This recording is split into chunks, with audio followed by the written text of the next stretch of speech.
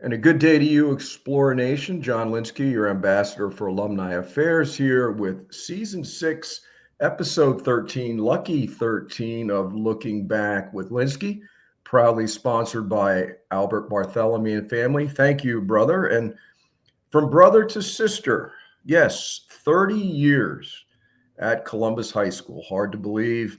Science teacher extraordinaire, has done just about everything in the science department there is to do. She's coached. She's been an integral part of the social network for Castaways. She's handled Scholastic Olympics. Uh, she does a pretty cool thing with our HIP program, which we'll discuss. So, from Hialeah to Westchester, let's welcome Miss Sandy Valdes. Sandy, thanks for being here. Thank you for having me. I just can't believe it's been 30 years, I but know. you You know, had hair. I had hair and yours wasn't I gray. had dark hair, yes. So there you go. The days are long, but the years are short, and here we are. So, you know, everybody has their journey to Columbus, and with the graduates, it's a little bit different, obviously. So let's go back with you. You're a Hialeah girl, I okay? am. Through and And through. what's fascinating about Hialeah and Westchester, for that matter, is as much as Miami has changed, Hialeah at one time was all white trash rednecks. Yes. Westchester was all Jewish. Yes. Now, obviously, both have changed, but there's always been a sense of community in Hialeah and Westchester. Talk about the Hialeah you grew up in. Um, the Hialeah, well, you said it. It was a lot of community. Um, a lot of Cubans had moved to Hialeah back in the 1970s. I came from New Jersey, which is the typical place where all the Cubans went. When they left Cuba, they went to New Jersey, and then from New Jersey, um, we're tropical people. So of course we came to Miami and fell in love with it. And so I came when I was 5 years old with my family, and then stayed in Hialeah most of my life. I didn't leave Hialeah till I was 24. Wow. So, you're right. It was very American. I remember being told that I couldn't speak Spanish, which was my first language, because my parents, that's all they spoke at home. They didn't know English. And being one of the few Hispanic, Latin children Hmm. at Dupuy Elementary, and everybody else being very American. So it was that way. And then eventually, when the Marielle started and everybody came in the boats, and then Hialeah really became very Cuban. But until then, there weren't that many of us. It really was more American, but it was great. I loved living in Hialeah. Back then, I don't know if you remember, Miami Lakes was all cow pastures. Oh, yeah, sure. So Sure. I was surrounded by cow pastures. There was really nothing in Hialeah except 49th Street. There was nothing to do except go up and down 49th Street and go bowling and go to the movies, and that's all there was back then. Speaking of Miami Lakes, you went to HML. I did. Did you enjoy your time at HML? Yeah, I loved it. I think that again, it was interesting because there was a lot of diversity at the time, um, all different types of cultures and religions and people, and that's what I loved about it. Number one and number two, they were great. They had great athletic programs there, Yes. and so I all I ever looked forward to was playing something in high school. I played everything in middle school. And my two sports were soccer and softball. And when I got to HML, soccer and softball coincided with each other, so I had to choose one, and I chose to play softball, and that's what I did, and it was great. It was one of the things that kept me out of any type of trouble. And all my friends were in some sport, whether it was a guy or a girl, they were in some type of athletic program there. You're And right about that. Sports keeps kids out of mischief. No yeah, question. sure. It was something that kept me busy, and then also kept me in nice groups. I had all different types of friends. Yeah. So that was something that was good for me. It was a good school. It was great. I had a great time. Good parties.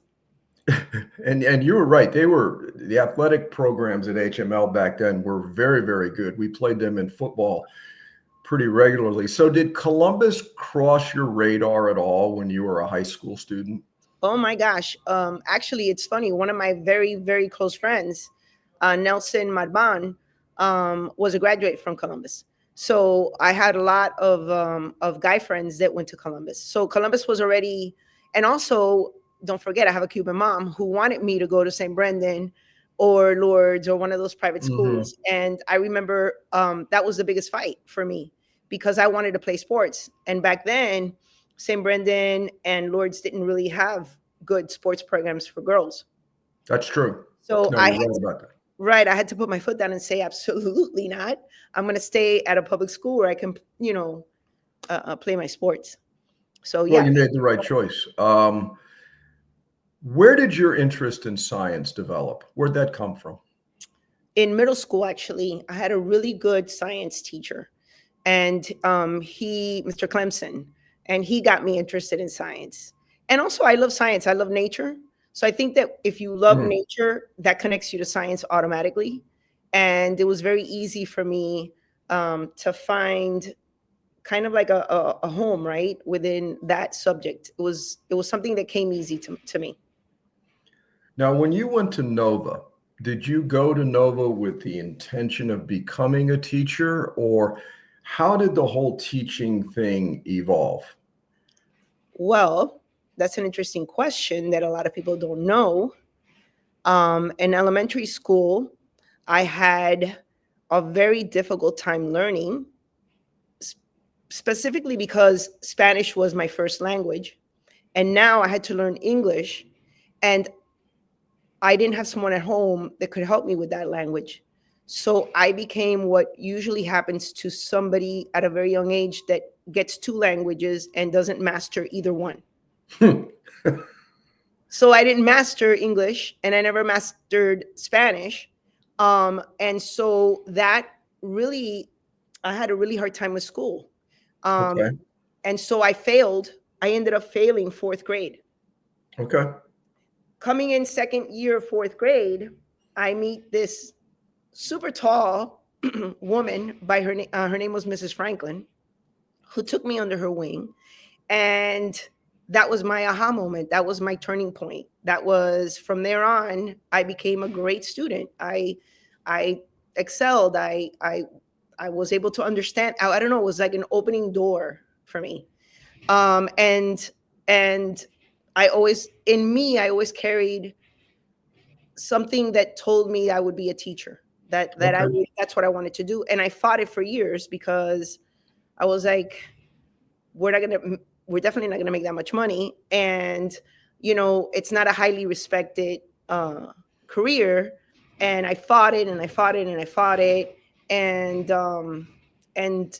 fought it long enough where it was like, that's I can't fight it anymore. It's something that I love. It's what I was born to do. I don't know that I know how to do anything else, to tell you the truth. I That's got you. No, I get that completely, and yeah, it's wonderful for so many of us. You know, you had Mrs. Franklin. right.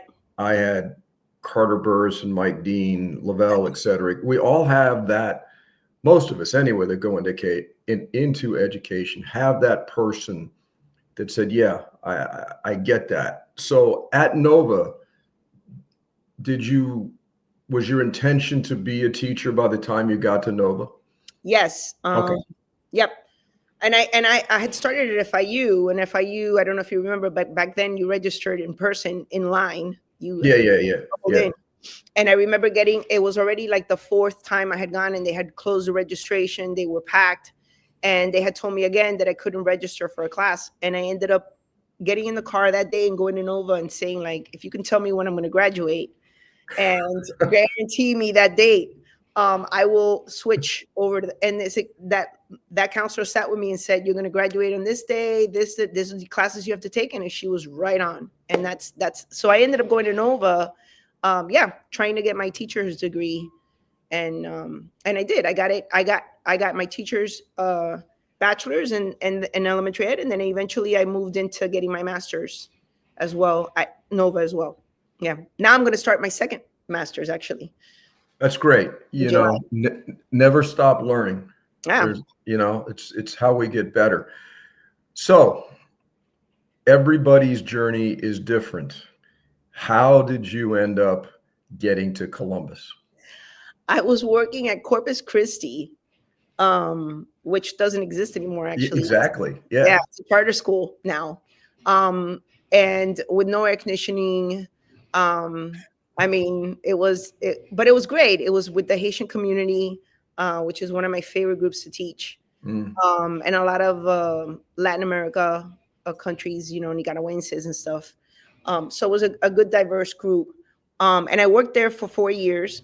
And then I got my degree. And then one day in the newspaper, because that's the way we used to put out if you were hiring, I see that Columbus was hiring. And so I was like nervous, and I took a leap and a chance, and I sent in my resume and had an interview with like a whole group of people that interviewed me. So, Who was in that group? oh my gosh, it was Mrs. Carr, um, Mr. McKeon, the principal at the time. Brother Um, Ray? yep, Brother Ray. It was like a bunch of us. Who was dean at the time? It was Lou Savino? Lucavino was in there. It was like 7 people interviewing me at the same time. Yeah, that's tough. That's tough. But Ray's style, I got to ask, did Ray have his feet on the desk during the interview? He did have that style.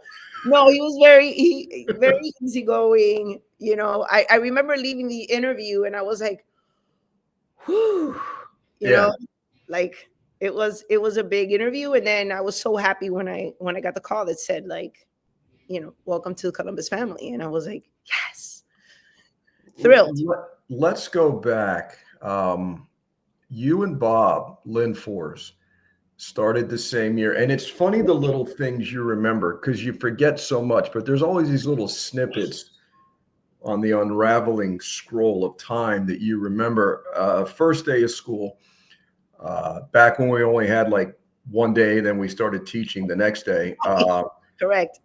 I'm sitting with OB, and Bob had gotten the job. He'd called me and everything. So OB and I are sitting there, and Bob comes in, and he looks 12. Okay. Right. And you That's come correct. in young, I probably look 12 attractive. too.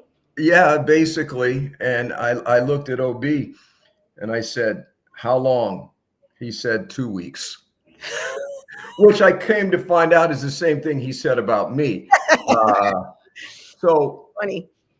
how was it walking into that situation? We didn't have a Lavala program. I mean, we didn't have anything. You just, I didn't even have books. I didn't yeah. even have a book Did back you then. know what you were teaching? No, actually, I didn't. I think I got told what I was going to teach that day, Yeah. and I got handed a bunch of files that the teacher before me had used, and that was it. It was like, good luck, and but it was great. It was everything and more that I had, even thought it could be. And it was very challenging.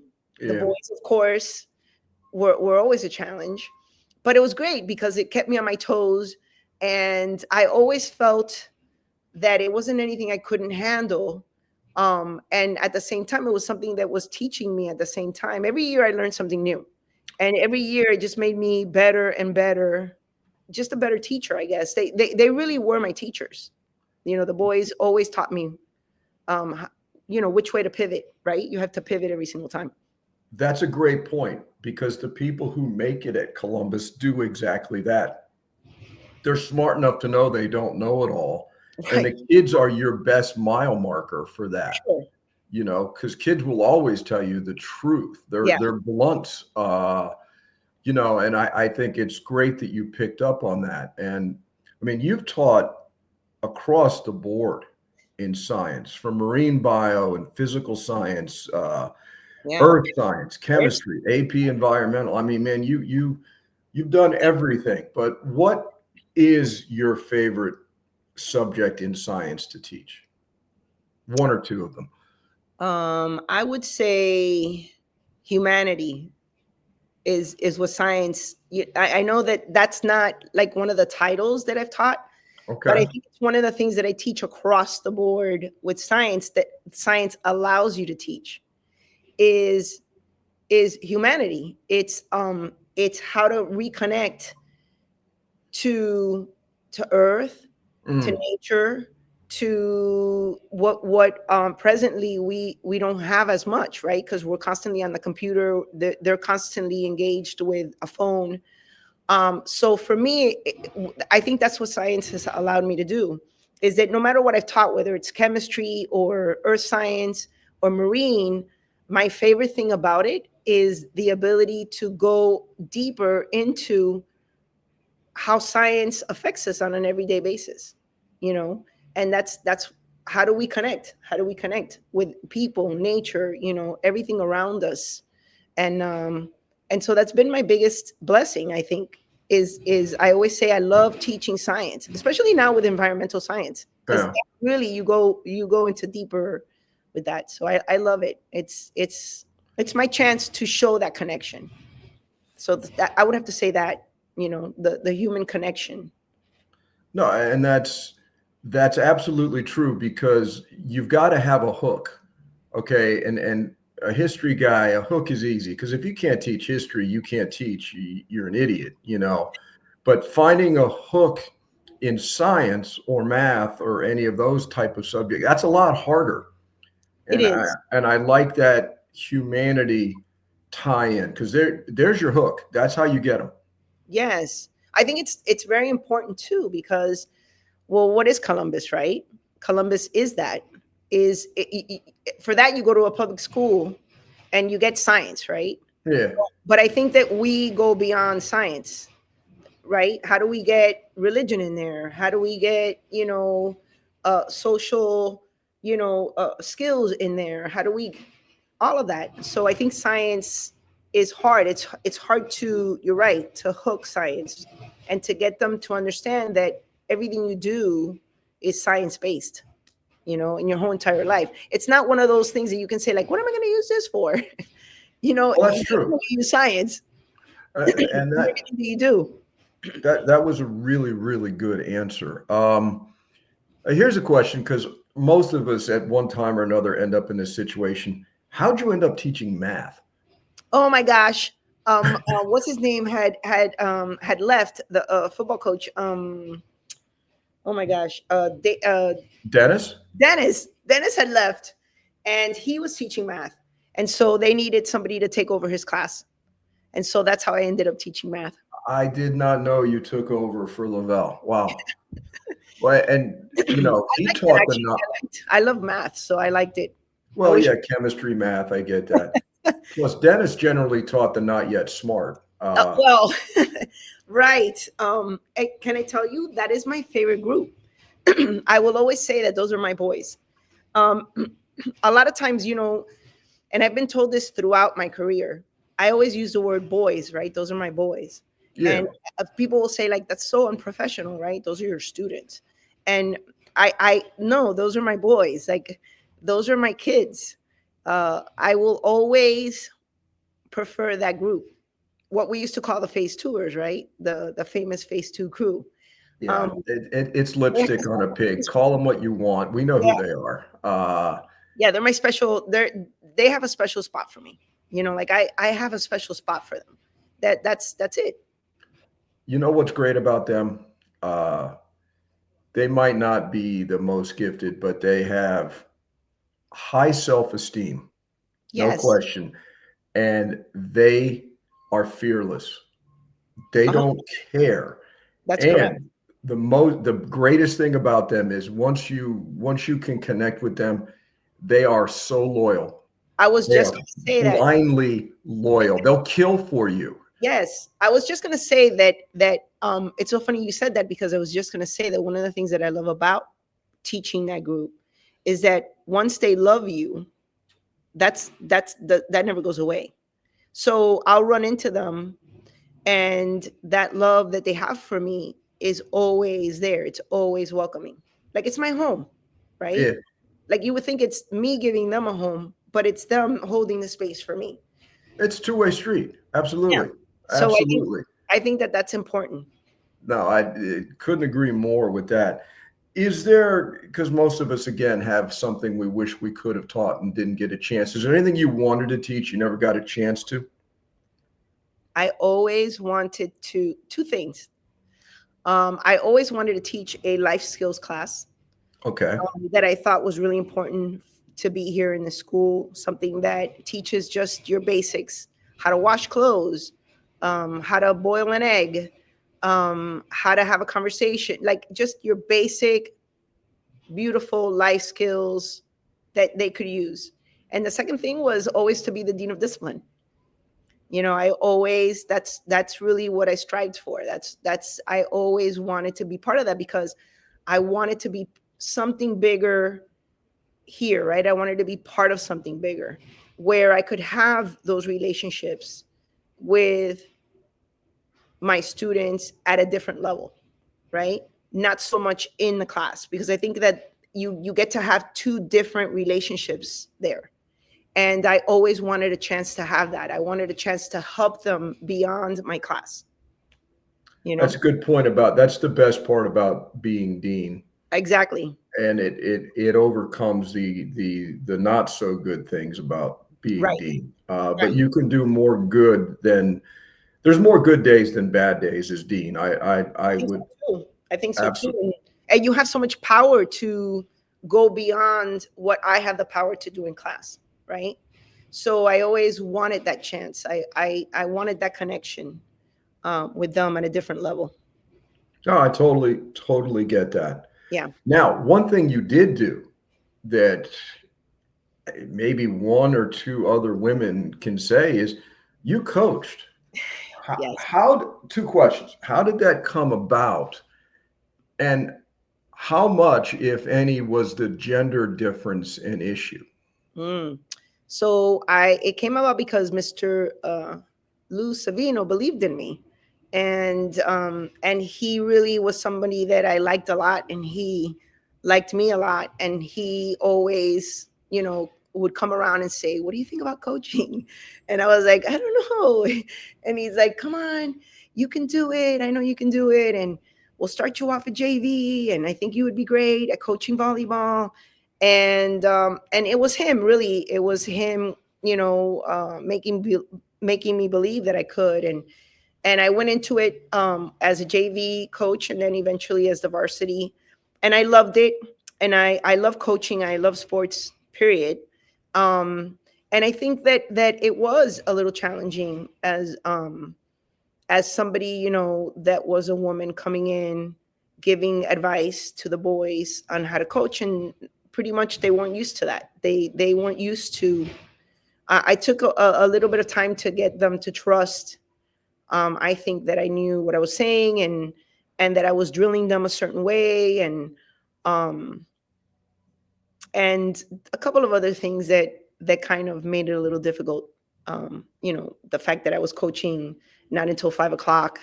Could I start coaching them, and all those things? So, but but I loved it, and I became, again, good friends with a lot of the guys that I coached, that I see after, during the pig roast and stuff. And they'll come up to me. I have Danny Rivero, who still calls me Oh, coach. gee. So Say no more. he was Say one of no my best more. players. He was one of my best Yeah, players. yeah. Do you think the fact that you were an athlete and could talk in athletic terms gave you some credibility? Yes, I think so. I think so. And also, I don't know if you remember, but back then, since I was younger and in better shape, I used to take a lot of time to work out with the football team. And Alex and I were good friends, so he was always so welcoming to me to come into the gym and work out with them and do the drills with them. And I think that also allowed for me to have a good relationship with them, with the football players. They saw me as somebody like them, and I think that that gave me a lot of credibility and a lot of trust too with my students. Because in some ways, obviously, it's a different world from the classroom to the locker room. For sure. But at the end of the day, really, coaching is just teaching outside. Yes. That's really what. And if you can teach, you can coach. It really is that simple, and But it that's also, a universal. yeah, and it also gives me a little bit more empathy and compassion for the coaches too, right? Like a lot of times as teachers, we forget how much work they do. Yeah, So, and also how hard the sport is. Like I remember going and doing the drills with the football team, and it gave me so much more respect for my students who play football, instead of me just being like, oh, you just play football. No, they, watching them play in the morning, having to put pads on. While I was like sweating like a pig, they were all dressed in their pads and having to be out there getting hit, doing the drills that I was doing, fully, enclosed, with their helmets on. Watching the football coaches be out in the sun, so while I was doing the drills, it gave me that perspective, right? It gave me the perspective of respect for the coaches and the players, because I know what it is. You really have to love the sport to be out there, whether you're a player or a coach. You really have to love it yeah, to be out there. You know that because you got a lot of sun. yeah. So I many did. years of getting I, sun. yeah, you're absolutely right. And once you do it, it's something you treasure always. I'm going to throw a couple names at you. You just mentioned him in passing. The Alex you were referring to was Alex Mirabal. Uh, Yes. What's Alex Mirabal mean to you? Oh, he's like a brother to me, which is really funny because we don't really talk a lot. We don't see each other as often as I would love to see him. Yeah, But he'll always be my brother. He'll always be somebody that I highly respect. Um, Everything about him, his ethics, his morality, his like just everything about him. I love him. He knows I do. yeah, And I do. yes, He's yes. really he's my friend, and I carry him very close to my heart because I think he's a fabulous person. And he's done okay for himself. Yes, and I knew he would, and I knew he Yeah, would. yeah, yeah, I agree Because with how, that. how can you not when you work as hard as he does, right? True. Hard work doesn't guarantee success, but without it, you have no chance. And Right. Alex is the epitome of that. He deserves it. He deserves Yeah, it. He has worked very hard to have what he has, and he takes very good care of it too. So I think I always wish him more success. agreed, agreed. And he married the right woman. There's that. Oh, 100%. Yes, I mean, absolutely. he's just as Absolutely. fabulous, if not more. Yes, agreed. Um, it's funny, when you come in with a group of teachers, be it four or six or whatever, as the years go by, the numbers go down and down and down. You and Bob are still standing. So Yes. talk about your relationship Other, with, yeah, yeah, go ahead. he knows it too. He knows how much I love him too. He's my other brother. I mean, we've been through so much together. So many layers to our friendship. He's family to me. He knows it. Um, I don't know. I'm so lucky. Really, think about it. And I say this all the time. How lucky were we, you and I, to have taught with such legends to begin with? People that have left us, but Yeah, we were lucky enough to have them. yeah, We were so lucky to have them, yeah, and then to think that I could have lost Bob, at yeah, one point. So for me, that shifted our friendship because many times before that I wanted to kill him, but um, I really truly love him, and I'm so grateful for his friendship, and that I've had him as a mentor because he's been a mentor for me. There's a lot about him that I've learned. Uh, you know, um, he's a person that's always so even keel, so he conducts himself so well. Um, I love that he is so in touch with his feminine energy. I tell him all the time, he's got such he's got so much feminine energy in him, and then I love Oh, him. oh, thank you for saying that. Oh, wait till And Dunn hears this. Oh my God, that's awesome. Bob's life's going to be miserable. Thank yeah, you for that. That's awesome. Speaking of femininity, Alina Sanchez. ah, how what? First of all, the fact that she was my boss for so many years, and you're right. Talk about feminine energy there, and how much how grateful I've been to have her. Even now, we were just talking actually a little while ago. Um, but one of the best bosses I've had, one of the best, colleagues, all the way around. I mean, she's another one that helped me a lot when I first started working here and mentoring me. So I've had a lot of for coming in to Columbus at a time where there weren't a lot of women working here. The women that were working here were incredible women. Yes, So I had yes. great mentors. Yeah, I had great, Showmat, Irving, Jolene. yeah, Yeah.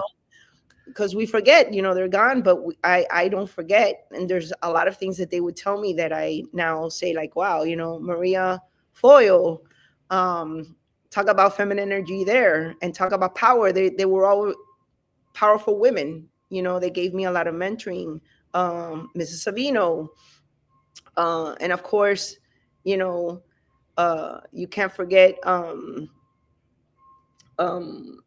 who else was in that? I mean, so many. Anna, uh, Miss Fernandez Yeah. that is in the office. We've been together forever too. Like she knows every single like number in this whole entire school. Yeah, she knows where all the bodies are buried. Yes, she does. She does. Yes. I mean, I don't know. I was very blessed to have so many, so many, Yes. so many, everybody. So I'm going to give you one more name that's going to segue into the next thing. My boy, your boy, Mr. O'Brien. Oh, yeah. You're gonna make me cry. You're going to Oh, cry because of OB? yes. I love OB. You know Come that. on. He's OB. I mean, there's Yeah. only one OB in this world. Um, talk about layers there. I Oh, mean, jeez. yeah, I mean, talk about being in touch with this feminine energy. No, he's I mean, we do everything. Like he's my reasons for doing yoga. Yeah. Um, he's the reasons why I ever kayaked. Uh, I can't tell you all the things we're talking about in our kayak trips, but he's he's I mean, I've experienced so many different things and so many different levels of life with Obi at so many different times in our lives, Yeah. right? Yes. Um, you That's a know, good point. Yeah. Because that's a really good point. When you're together that long, right, you see a lot of ups, you see a lot of downs, you see a lot of changes, gains, losses, additions, everything. And you become the fabric of each other's lives. right. It's really amazing.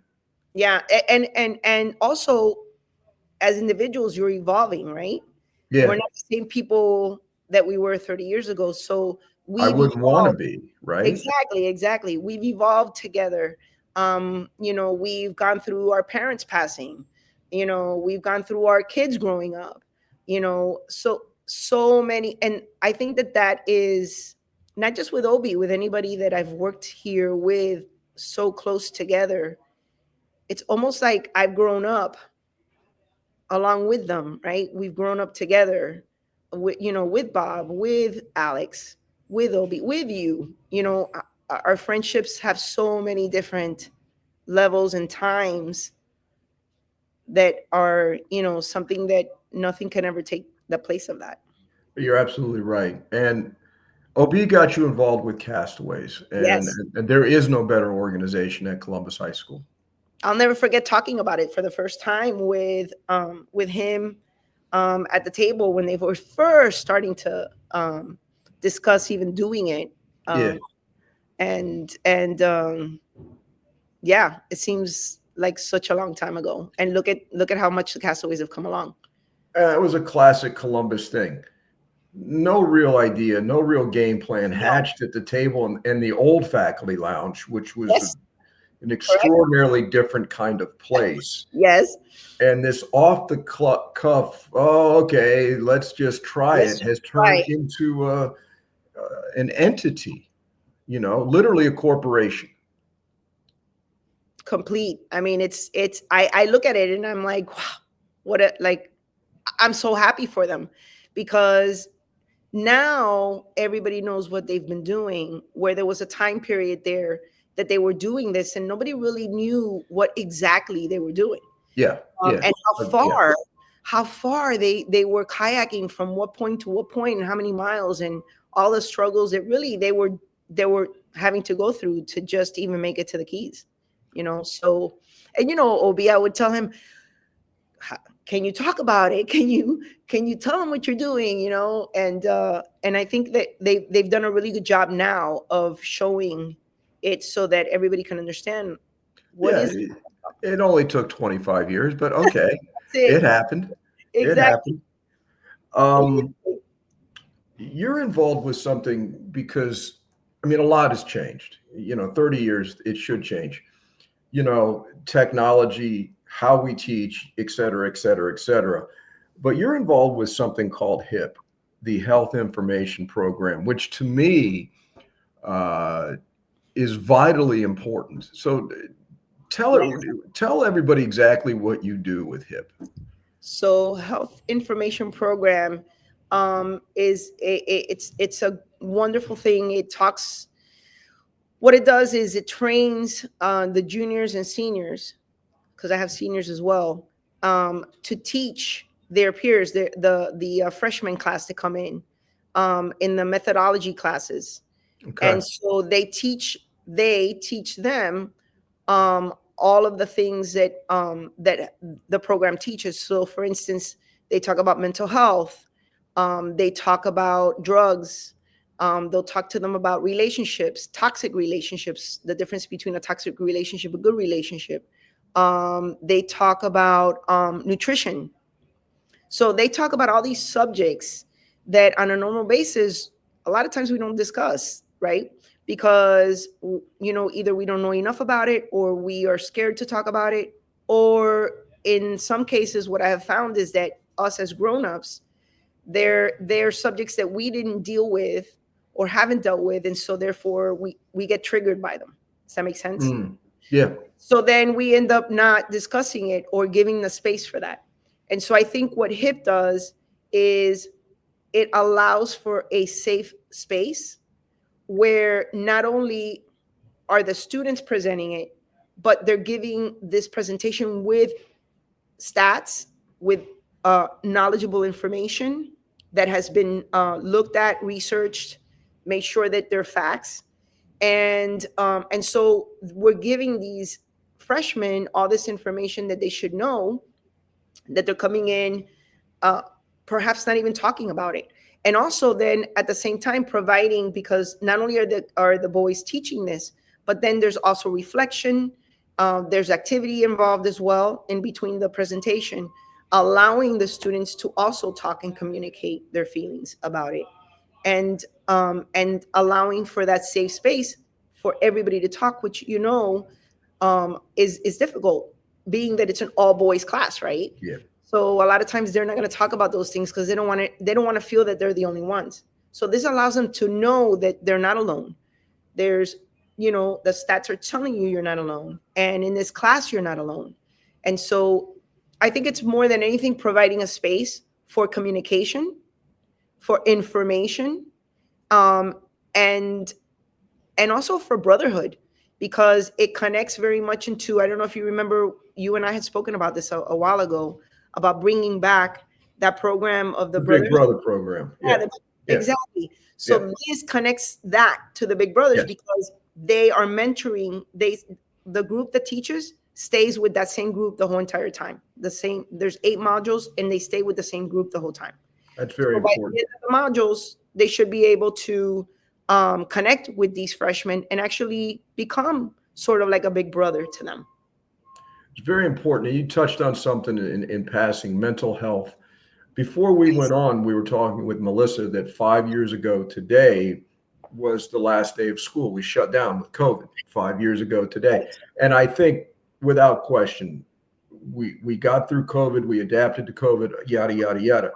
But mental health in the last 5 years clearly has become an issue Right. with high school kids. And that's why I think what you're doing is so important. Yeah. I just don't recall, maybe they were around, it just wasn't obvious, but the changes and the challenges in mental health since COVID are very, very, they're paramount now. Of course. And also the fact that we go back to that disconnection with the phone, with the Yeah. iPads. I think one of the things that they talk about with HIP is the fact that even though we have all these sources of connection, we're the most disconnected and the loneliest that we've been. And anxiety is one of the top things that we are dealing with today. And then add to that, if you don't have a place to talk about it, right? Yeah. You tend to shut down. So I think that HIP allows for that conversation. It opens for that conversation to be had, and I think it's an important program. It's pretty much, we're not one of the only schools. There's hundreds of schools that have the HIP program, and now they're actually going outside of Miami. They're actually moving it into New York as well. So I think it's a program that's grown, and it's growing more and more because the necessity is there, right? They're seeing that it's actually something that works very well. No, So it's an excellent, good. excellent point. Yeah, And you are actually sitting in the chapel right now. I am. A very, very serene spot on campus, and I think the appropriate setting. So after 30 years, uh, and I think back to when you came in, Marshall de Champagne, I think he might have been up on the wall at that point. He was becoming a little bit more known, but certainly not to the degree that we No, emphasize it today. I think we lived it without knowing it. correct. Now we know it. I agree. We So can connect. We can connect what we were always doing to a face, and to exactly. the man that did it, and why we were doing what we were doing. Yeah, exactly. So Yeah. sitting in the chapel, Yeah. what does it My mean favorite to places, you? by the way. One of my What? favorite places on Yeah, campus. it's a beautiful spot. So Sandy, sitting in the chapel, what does it mean to you to be Marist? It's a great question. So many things. I think if I had to choose like one thing, it would be love. Coming from love, right? Because there's two places that we tend to come from, and that's either love or fear. Mm, And I think that one of the things the Marist brothers have always shown me is unconditional love. They've always accepted me, given me a home. Um, I've never felt for one day that I could not go to them and talk to them about anything. Um, and they've been my home for 30 years. Really. I yeah, mean, that's the truth. yeah, They've been my family for 30 years. So for me, it would have to be love. It's a constant reminder to come from love. So when I catch myself in fear, which is often lately more than uh, when I come from fear, I try to say to myself, like, no, because I'm sure that Marcelin must have many times felt fear, yeah, when he started getting his group together and started to talk about Jesus at a time when a lot of people didn't even know, right? So I'm sure he came from fear, and I have to remind myself constantly that I don't want to come from fear. I want to come from love. And you're coming from one or the other. You can't come from that those two houses exist separate from one another. And so that for me, that's, I think what Maris means to me is love, right? Is try to be that love, that space. Um, you know, as much as sometimes the love that I give is a tough love, right? Because I do believe in tough love, and I do believe in sometimes even when you come from love, you have to be able to say this is the way it is, right? Yeah. This is what needs to be done. It's always love. It's always love. So that, I think, being married, that's, it's the unconditional acceptance of everyone, making space for everyone, making it a home for everyone. And it has been your home for 30 years, from looking like you were 12 to a touch of gray, which kind of suits you anyway.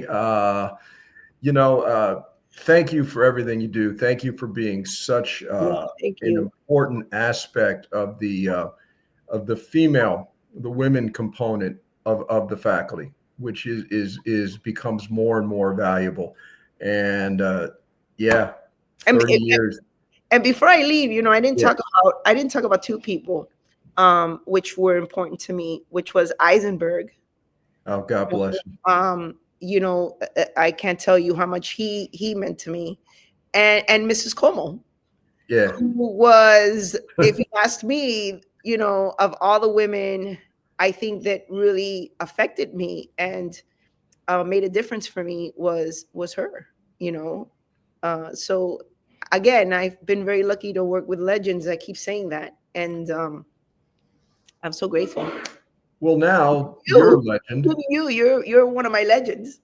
It's a very nice way of saying I'm old. Thank you. Uh, but now so are you, because we all stand on the shoulders of giants, and now you're passing it on to the next generation. And I hope you stay as long as you want, Yes, thank you. I hope Yes. that would be great. And well, thanks for taking the time to do this. And now that you've gotten down on the floor in the chapel, we'll see if you can get up. But yeah, thank you, Sandy. I've enjoyed it. Thank you All for right, having Explore me. Nation. Until next time, as always, buenos tiempos and adelante. Thanks, Sandy.